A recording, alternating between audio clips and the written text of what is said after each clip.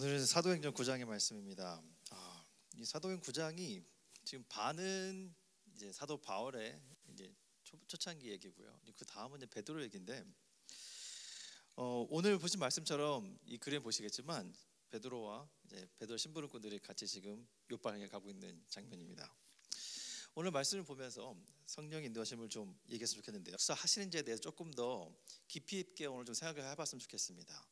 첫 번째는 저희가 아까 영어로 설교하신 대로 설교해드린 대로 만나는 겁니다. 성령님께 일하시는지 어떻게 아는 거냐면 우리를 새로운 사람과 만나게 하신다는 겁니다. 근데 새로운 사람 만나게 하실 때 그냥 우리가 가는 곳마다 막 그냥 만날 수 있는 그런 게 아니라 우리가 actively 적극적으로 찾아야만 한다는 겁니다.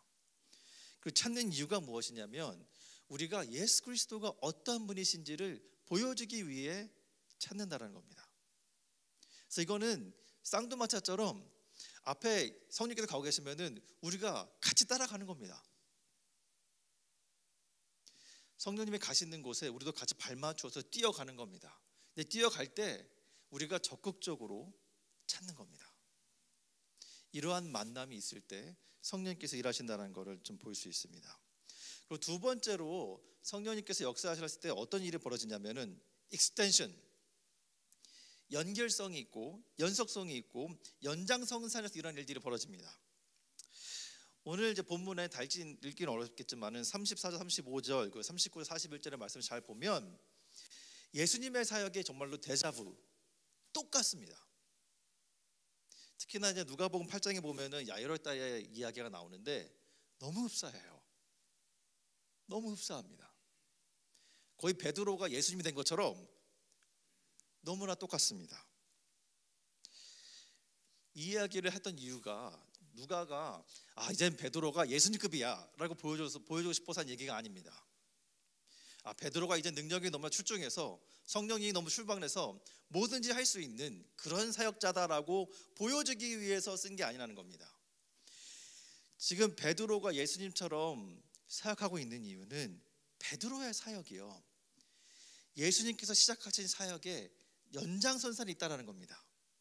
아예 동떨어진 사역하고 있는 것이 아니라 예수님이 시작하신 사역을 지금 베드로도 이어가고 있다는 겁니다. 예수님의 레거시, 예수님의 그 사역을 지금 베드로가 이어가고 있는 겁니다. 여기서 우리가 생각해 볼 게 하나 있는데요. 그것이 무엇이냐면은 과연 우리 교회는 예수 그리스도의 사역의 연장선상에 있는가라는 질문을 해야 되는 겁니다. 왜냐면요, 교회란 곳은 하나님의 나라와 예수 그리스도의 사역의 연장선상에 있어야만 하는 곳입니다. 어떤 특정한 인물, 특별히 이제 목사님이 이렇게 하니까, 아니면 특정 그룹을 위해서 존재하는 곳이 아닙니다. 다시 얘기하면 우리가 드러나거나 우리의 목사님의 이름이 드러나거나 특정 그룹이 드러나는 것이 아니라는 겁니다. 왜냐하면 우리 교회의 사역의 처음과 끝은 예수 그리스도여야만 합니다. 왜냐하면 지금 베드로의 사역의 처음과 끝은, 그리고 모든 것의 중심에 있는 분은 바로 예수님이기 때문에 그렇습니다. 이것을 어떻게 알 수 있냐면요, 오늘 본문 35절에 가서 보니까 이렇게 얘기합니다. 루다와 사론에 사는 모든 사람들이 그를 지금 애니야를 보고 주께로 돌아왔다 합니다. 이거 되게 신기하지 않으세요? 이 말씀이 지금 기적은 베드로가 했는데 사람들이 베드로를 보고 와 한 게 아니라 그를 보고 애니야를 보고 주께로 돌아왔답니다. 이건 어떤 거냐면요, 이 교회 목사 설교가 기가 막혀 해서 교회 온 게 아니라는 거예요. 그 교회 가면은 순장님이 이렇게 해가지고 너무 좋아, 이래서 온 게 아니라는 겁니다. 우리가 뭔가 엄청 잘해가지고 온 게 아니라 성령님이 일하셨는데 그 일하신 그 사람, 성령님의 역사를 맛본 사람을 보고 왔다라는 겁니다. 지금 베드로를 보고 주께로 돌아온 게 아닙니다. 근데 또 반복이 돼요. 42절에 가서 보시면 이렇게 나옵니다. 그 일이 뭡니까? 도로가가 다시 살아난 일이에요. 그 일이 온 요빠에 알려지니 많은 사람이 주님을 믿게 되었다. 베드로가 드러나지 않습니다. 베드로가 한 사역이 드러나지 않아요. 그러니까요, 제가 얼마 전에도 제 아내한테 이런 말씀을 내가 준비하고 있어 하니까 이런 얘기 있었냐라는 거예요. 베드로에 대해서. 아마 오늘 본문이 베드로가 이렇게 예수님이 한 것처럼 야이라 또에게 일어나라 해가지고 일어나는 그런 사역을 베드로 했는지 모르신 분들이 많았을 겁니다. 그만큼 이게 잘 알려진 스토리가 아니에요. 근데 거기에는 다 이유가 있다고 생각합니다. 왜냐하면 지금 누가가 의도했던 건 무엇이냐면은 베드로가 정말 잘나가지고 정말 놀랍게 변화돼가지고 정말 놀라운 생각 할 수 있는 그런 사람이어가지고 베드로를 띄워주기 위해서 한 말씀이 아니라, 이 말씀은 순수하게 성령님께서 일하셨고, 그 성령님께서는 바로 누구를 드러내시냐면은 예수 그리스도가 이 가운데 있었다라는 겁니다. 오늘의 말씀 속에서 우리가 찾아야 할 것은 바로 무엇이냐면, 그렇기 때문에 바로 예수 그리스도가 드러난다라는 것을 우리가 찾아야 됩니다. 예수 그리스도가 드러나는 겁니다. 베드로가 드러나는 것이 아니라 이 사람들이 성령의 역사를 보고 주께로 돌아오는 겁니다. 예수 그리스도에게 돌아오는 겁니다. 예수 그리스도가 드러나는 겁니다. 여기에서 우리가 한 번 더 살펴볼 것이 있습니다. 과연 우리 교회에서는 예수 그리스도가 드러나고 있는가? 그리고 우리가 어떻게 해야 예수 그리스도가 드러날 것인가에 대한 우리는 고민을 해야만 합니다. 그리고 내 삶 가운데서 과연 나의 믿음이 드러나고 있는 것인지 아니면 예수 그리스도가 드러나고 있는지 곰곰이 살펴봐야만 합니다.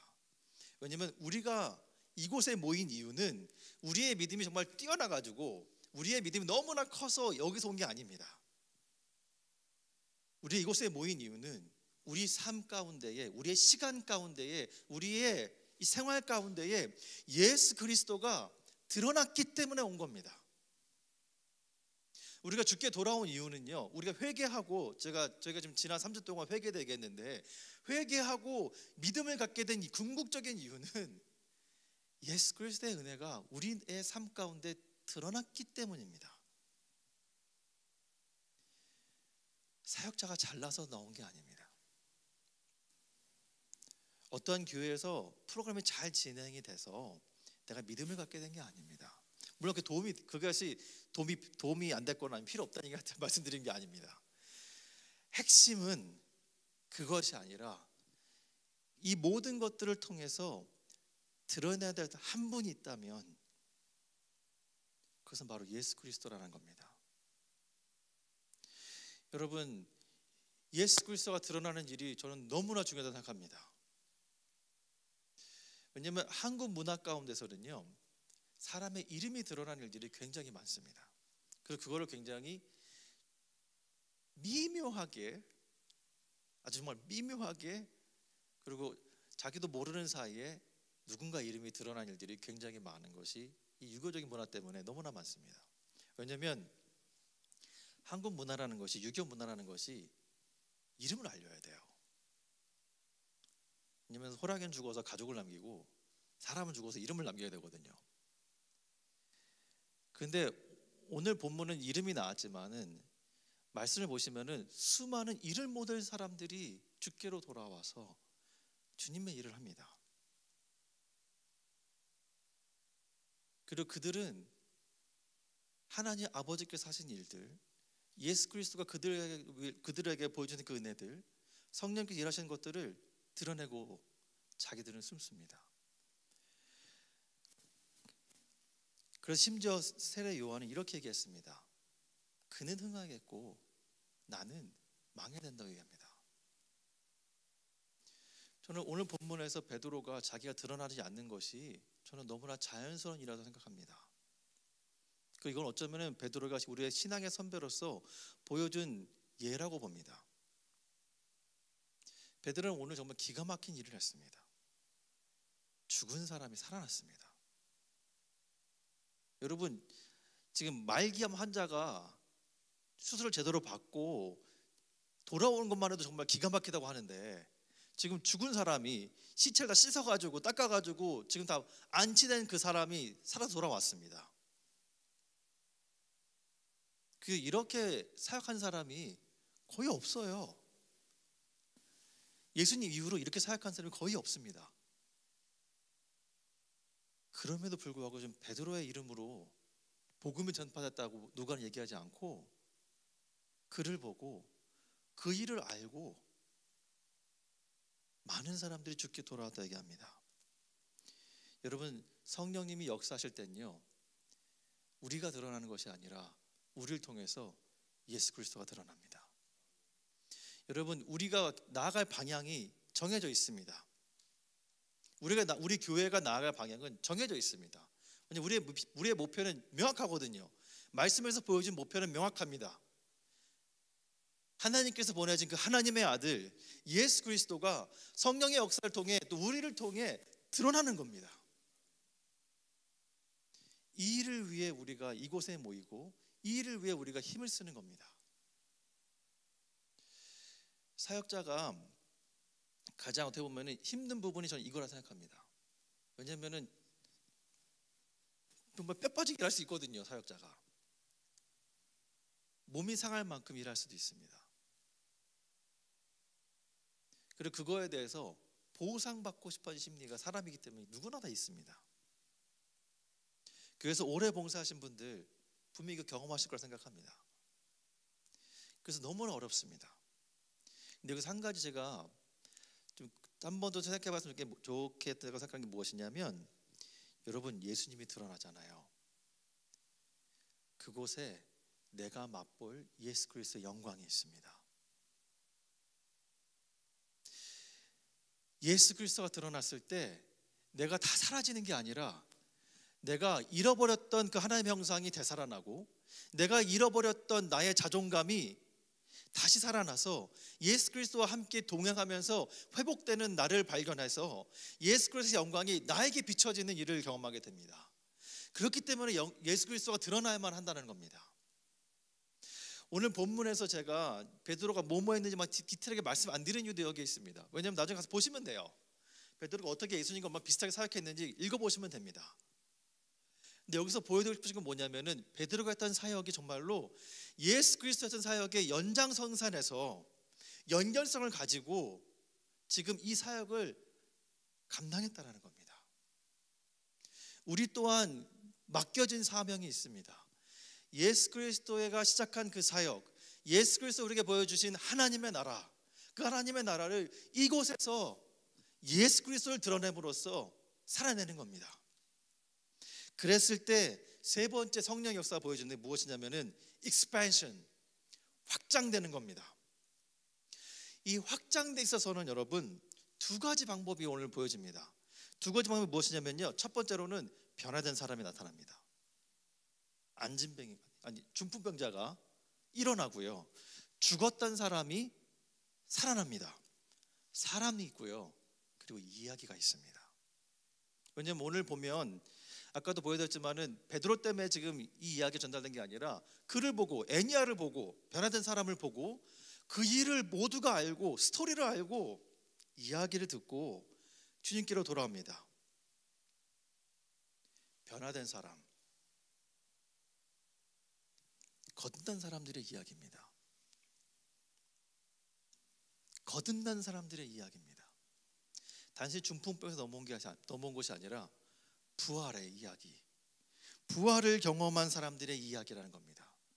변화된 사람과 이야기 있다는 건요, 말씀에서는요, 거듭난 사람, 부활이 무엇인지 알고 믿는 사람, 예수 그리스도를 만났기 때문에, 예수 그리스도가 드러났기 때문에 예수 그리스도의 삶과 죽음과 그 부활이 어떠한 것인지 알았기 때문에 부활 신앙을 갖고 있는, 부활을 경험한, 예수 그리스도의 부활을 경험한 사람들의 이야기가 확장이 되는 겁니다. 그렇기 때문에 베드로의 기적이 핵심이 아니라는 겁니다. 베드로의 기적이 핵심이 아니에요. 성령이 일하신다라는 것은 우리 삶 가운데서도 그 부활이 가능하다라는 겁니다. 그리고 부활을 지금 기다리라는 겁니다.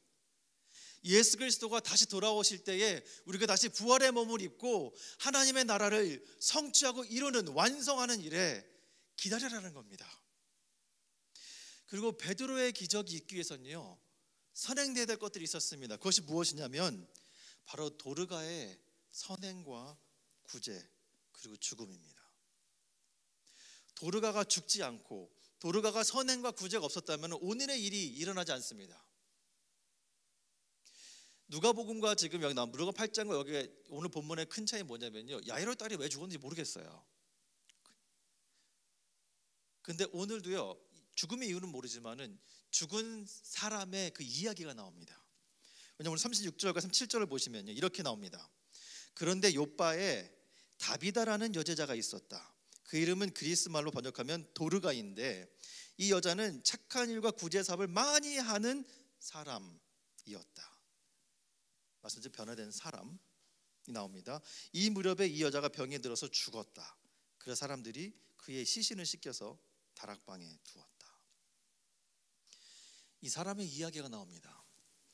근데 이 사람의 이야기가요, 그냥 이 사람이 잘나서 착해서 선행을 많이 해서 중요한 일을 해서 이게 또 핵심이 아닙니다. 왜냐하면 진짜 핵심이 뭐냐면요, 이 일을 왔는데요, 정말 재밌는 게 뭐냐면 제자들하고요, 모든 과부들이 사람을 보냅니다. 베드로가 요파 가까이 있는 한 도시에 있다는 걸 듣고선 제자들과 과부들이 사람을 보냅니다. 38절을 보시면요, 룻다는 요파에서 가까운 곳이다. 제자들이 베드로가 룻다에 있다는 말을 듣고 두 사람을 그에게로 보내서 지체하지 말고 와달라고 간청을 하였다. 그래서 베드로는 일어나서 심부름꾼과 함께 갔다. 베드로가 그곳에 이르니 사람들이 그를 다락방으로 데리고 올라갔다. 자, 보세요. 과부들이 모두 베드로 곁에 서서 울며 도르가가 그들과 함께 지낼 때 만들어준 속옷과 겉옷을 다 내보여 주었다. 여러분, 이 본문에서요, 진짜 핵심은, 그리고 오늘 복음이 확장되는 데 있어서 정말 핵심적인 부분은 무엇이냐면 이 바로 관계와 믿음입니다. 도로가 맺던 관계들을 지금 보여주는 겁니다. 제자들이 그냥 도로가를 알고 있어가지고 사람 보낸 게 아니에요. 정말 친엄마 같고 내 이모 같고 나를 정말 잘 살펴주는 보호자 같은 사람이었기 때문에, 이 사람과 나 깊은 관계가 있었기 때문에 베드로가 저 근처에 있다는 걸 알고 사람을 보냅니다. 제자들이 사람을 보내요. 도르가의 가족이 보내는 게 아니라 제자들이 사람을 보냅니다. 관계가 있다라는 겁니다. 그리고 이들이 믿었던 게 있습니다. 베드로가 와서 고쳐주겠지? 저는 그것 때문에 보는 것 같지 않아요. 베드로가 오면은 도르가가 살아나겠지? 그걸 믿고서는 한 게 아니라고 생각합니다. 오히려 베드로가 옴으로써 도르가가 했던 그 일들을 이와 함께 나누고 싶은 마음이 더 컸다고 생각합니다.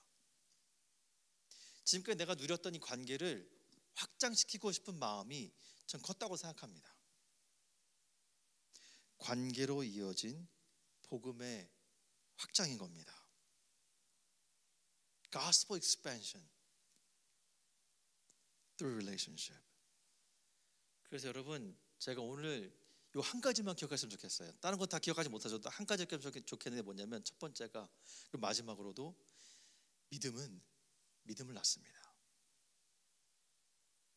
여러분, 믿음을 낳습니다. 영어로는요, faith begets faith. 믿음을 낳습니다. 우리의 신앙은요, 또 다른 신앙을 가진 사람을 낳습니다. 그리고 만약에 이 경험이 없으시다면 저는 좀 안타까운 마음이 들어요. 나의 믿음이 누군가에게 또 다른 믿음을 갖지 못한 이런 믿음이라면 저는 오히려 좀 안타까운 마음이 들어요. 왜냐하면 우리가 주신 믿음, 하나님 아버지께서 예수를 통해 우리에게 주신 믿음은 또 다른 생명을 낳습니다. 믿음의 사람을 낳습니다. 왜냐하면 믿음은 정말로 믿음을 낳기 때문에 그렇습니다.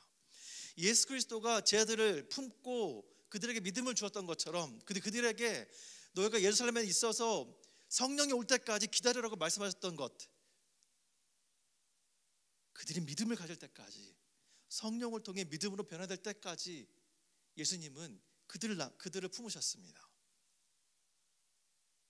그리고 성령님께서 우리에게 동일한 도전을 우리에게 주고 있다고 생각합니다. 우리의 믿음은 새로운 믿음을 낳아야 합니다. 그래서 여러분, 오늘 세 가지 말씀을 드렸습니다. 요약을 해드리면 첫 번째, 우리는 만나야 합니다. 근데 어떤 만남이냐면 성령님께서 우리를 때로는 이곳저곳으로 움직이세요. 정말 이곳저곳으로 움직이십니다. 움직이실 때, 나를 옮기실 때 찾으십시오. 그리고 나의 믿음이, 나의 삶이 예수 그리스도의 그 사역의 연장선상에 있는지 우리는 생각을 해봐야 됩니다. 그 연장선상에서 과연 우리의 믿음은 믿음을 낳는 확장을 하고 있는지, 그 익스펜션이 있는지 우리는 곰곰이 생각을 해봐야 됩니다. 그래서 제가 드리고 싶은 한 가지 질문과 그리고 한 가지 어플리케이션 드리고 싶은데, 첫 번째 그 reflection question, 자기 성찰의 질문이 이겁니다. 예수 그리스도 안에서 나의 거듭남의 이야기는 무엇인지 한번 여러분이 생각해 봤으면 좋겠습니다. 예수 그리스도 안에서 나의 거듭남의 이야기. 여러분, 요한복음 3장 16장의 말씀이 있습니다. 여러분, 요한복음 3장 16장의 말씀이 그냥 늘 알던 말씀이시면요, 저는 그거만 좀 안타까울 것 같아요. 하나님이 세상을 너무나 사랑하셨는데 독생자 아들을 보내셨고, 그 아들을 믿는 자마다 멸망하지 않고 정말 죽음에 이르지 않고 영생에 이르게 하겠다는 하나님의 그 약속의 말씀이 내 마음을 두드리지 못하고 거듭남의 역사가 무엇인지 모른다 한다 하면 이거 어찌 슬픈 일이 아니겠습니까? 교회 안에 수많은 사람들이 있지만 그 사람들이 과연 거듭남의 이야기가 있는지. 그래서 여러분께 정말 도전하고 싶은 질문이 이거예요. 나에게는 이 거듭남의 이야기가 있는가? 그 거듭남의 이야기는 그러면 어떻게 지금 확장해야 될 만하는가? 그리고 성령님께서 나에게 거듭남을 주셨다 하면 나를 어디로 이끄시고 계신지에 대한 질문이 당연히 나올 수밖에 없습니다. 여러분, 예수 안에 나의 거듭남의 이야기를 생각해 보십시오. 오늘의 본문의 말씀은 이 거듭남의 이야기를 담고 있습니다. 단순히 개념적으로 철학적으로 신학적으로의 그런 거듭남의 개념이 아니라 죽은 사람이 실제로 살아나는, 그 예수 그리스도 정말 그랬잖아요. 예수님께서 정말 죽고 3일 만에 부활하셨고 승천하셨고 우리에게 약속하셨습니다. 내가 다시 돌아오겠다고 약속하셨습니다. 그 부활의 신앙을 우리는 갖고 있습니다. 그 거듭남의 신앙을 우리가 갖고 있는데, 나의 그 거듭남의 이야기는 무엇인지 저는 듣고 싶습니다. 아주 안적인 집사님들의, 장로님들의, 성도님들의 거듭남의 이야기를 저는 우리는 나눠야 될 때가 왔다 생각합니다. 그리고 그걸 어떻게 나눌지에 대해서는 저희가 또 차근차근 계획을 잡고 또 리더십에서 또 준비를 해서 그 시간을 가졌으면 좋겠다는 생각입니다. 그리고 두 번째로 이걸 하기 위해서, 여러분 이런 생각하기 위해서 좀 하셨으면 하는 게 뭐냐면요, 두 가지입니다. 리스트를 만들고 글을 쓰는 겁니다. 여러분, 글 쓰기가 생각보다 쉽지가 않습니다. 근데 여러분, 짤막하게라도 글을 쓰고 그 글에서 정말 글이 쓰기 어려우시면요, 그냥 키워드라도 리스트를 만들어 보세요. 하나님께 내 삶 속에서 어떻게 일어나셨는지, 그것이 어느 곳이었는지, 그냥 장소라도, 그 시간이라도, 그 사람들이라도, 어떤 그 기회라도, 수련회라도 키워드라도 리스트를 만들어서 쓰십시오. 그리고 이 장소들이, 이 사람들이 하나님께서 나의 삶 속에서 어떻게 일하셨는지 한번 연결해 보시면 그것이 나중에 스토리가 됩니다. 여러분, 정 안 되시면, 글로 쓰는 게 쭉 쓰는 게 어려우시면은 리스트라도 만들어 보시라는 겁니다. 왜냐하면 저희가 정말 해야 될 일은 우리가 예수 그리스도 안에서 거듭났다라는 것을 보여줌으로써 예수 그리스도의 은혜가 얼마나 놀라운지 예수 그리스도를 드러내는 일을 해야만 하기 때문에 그렇습니다. 나의 간증이 정말로 대단하게 놀라운 것이 아니어가지고 할 얘기가 없어요, 아닙니다. 저는 모태신앙이어서 어렸을 때도 교회를 다녀가지고 저는 딱히 간증할 만한 게 없어요, 할 말이 없어요, 아닙니다. 예수 그리스도의 은혜에 힘입어 거듭남을 경험했다 하면 거듭난 자의 삶은요, 그렇게 단순할 수 없습니다. 그렇게 그냥 단순하고 치부할 수 없다라는 겁니다. 왜냐하면 이러한 거듭남의 이야기는요, 하나님께서 우리를 만나 주셨다는 거고요, 그 인카우너, 우리를 찾으셨다는 겁니다. 그리고 우리 안에서 예수를 통해 일하고 계신다는 겁니다. 연속성을 가지고 예수의 사역의 그 연결성을 가지고 연장성산에서 우리 안에 일하고 있다는 겁니다. 거듭났다는 것은 이러한 거고, 이러한 거듭남은 확정이 된다는 겁니다. 그래서 여러분에게 정말 간절하게 제가 기도하고 부탁드리고 소원하는 것은, 여러분의 가는 곳곳이 이러한 만남이 있고, 이러한 연결이 있고, 또 이러한 확장이 일어났으면 바라는 겁니다. 그리고 우리 레븐교회가 이러한 만남을 계속해서 만들어가고, 예수 그리스도 사역한 사역의 연결 속에서, 연장선상에서 예수님의 사역을 우리가 감당하고 하나님 나라를 확장하는 그런 우리 레븐교회 되길 간절히 소망합니다. 같이 기도하시겠습니다. 사랑해 주님, 주님께서 우리를 부르셨습니다. 우리를 만나주시기 위해 부르셨습니다. 우리가 늘 인카우너를 만나주시고, 성령님을 따라 우리가 다 하나로 연결되게 해주시며, 예수 그리스도 시작한 그 사역을 우리도 하여금 완성할 때까지 동참할 수 있게끔 우리를 초대해 주셨습니다. 주님, 이 주님의 초대에, 그 하나님 나라 확장 사역에 우리가 두려워하지 않고 한 걸음 한 걸음 나의 거듭남의 이야기를 통해 예수 그리스도를 드러낼 수 있는 그러한 우리 레븐교가 될 수 있기를 간절히 소망합니다. 주님 예수 그리스도 한 분이 우리를 통해 드러나기를 소원합니다.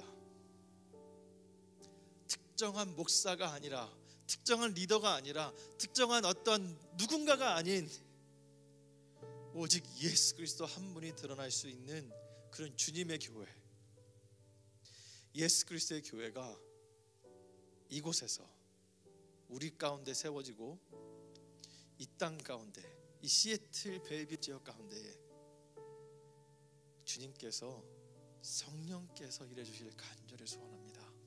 아버지, 우리가 우리 거듭남의 이야기를 돌아볼 것입니다. 예수 그리스도의 은혜가 부어진 거듭남의 이야기를 우리가 돌아볼 때에 아버지, 우리에게 긍휼을 베풀어 주시고, 아버지의 인도하심을 따라 살아가는 것이 무엇인지 드러낼 수 있는 그러한 성도가 될 수 있도록 성령님 우리와 동행해 주시옵소서. 주님, 우리에게 말씀을 주신 것 감사합니다. 예수님의 이름으로 기도드립니다.